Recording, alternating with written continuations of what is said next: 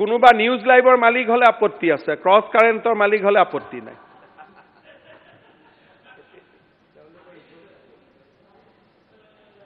কোনোবাই কাজিৰঙাত দুটা ঘৰ বনালে আপত্তি আছে, কিন্তু অৰ্কিড ৰিজৰ্ট কৰাত আপত্তি নাই। আৰে ডেমক্ৰেটাইজেশ্যন হ'ব লাগে না, সকলোকে উশাহ ল'বৰ কাৰণে সুবিধা দিব লাগে।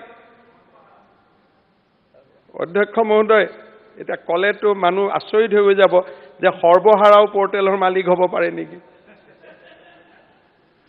কালি মোক মনোৰঞ্জন তালুকদাৰে বুজাই আছিল, নেশ্যনেলিষ্ট বুৰ্জোৱা, কেপিটেলিষ্ট বুৰ্জোৱা। যেতিয়া প্ৰলেটৰিয়েট বুৰ্জোৱা হৈ যায়, সেইটো বুৰ্জোৱা প্ৰলেটৰিয়েট হৈ গ'লে তাৰ নামটো কি আহে? মোৰ যদি উদয়নগৰত মই এটা ঘৰ কৰিছো, কোনোবাইতো চানমাৰীত ঘৰ কৰিছে, জোনেল ভেলুৱেশ্যন মই চেক কৰি চাইছো, দুইটা জোনেল ভেলুৱেশ্যন একে।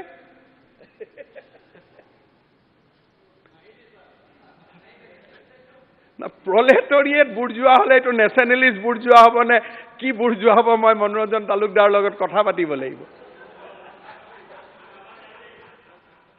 আমি আৰু ইমানে আৰু হাৱাই চেণ্ডেল নিপিন্ধো, আৰু বেলেগ কাৰণে নহয়, হাৱাই চেণ্ডেল পিন্ধি ভাল লাগে, কিন্তু জোতাযোৰ পিন্ধে দৌৰি থাকিব ভাল হয়, আৰু বিষ টিক নহয়, সিমানটোৱে ডিফাৰেঞ্চ। বাকীটো একো নাই, বাকীটো চবৰে। মইতো সিদিনাখনো পেপাৰত কৈছো যে সাংবাদিক আৰু পলিটিচিয়ান খোলা খুলি, আৰু এজন পলিটিচিয়ানে নিজে জানে আনজন পলিটিচিয়ানৰ কি আছে কি নাই। আমাৰ ভিতৰতনো বুজাবুজিৰ কি অসুবিধা আছে?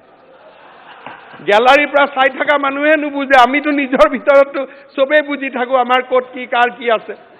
মোৰ টাইটেল কি? মই 3 গগৈ নহ'ব পাৰো, কিন্তু শৰ্মা হৈও লাচিতক বিশ্বৰ বুকুত লৈ যোৱাৰ সাহস মোৰ আছে।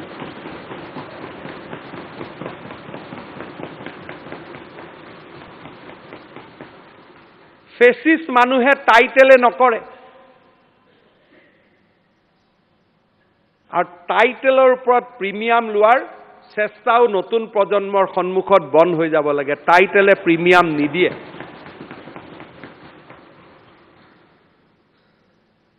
আৰু টাইটেলে প্ৰিমিয়াম নিদিয়ে কাৰণে মই আজি হাউচত ক'ব পাৰো, উজনি অসমৰ যিকোনো বিধানসভাতে নিৰ্বাচন খেলি জিকি অহাৰ সাহস হিমন্ত বিশ্ব শৰ্মাৰ। কাৰণ টাইটেলে কাকো প্ৰিমিয়াম নিদিয়ে। শিলচৰত গৈ ইলেকশ্যন খেলি জিকি অহাৰ সাহস মোৰ আছে।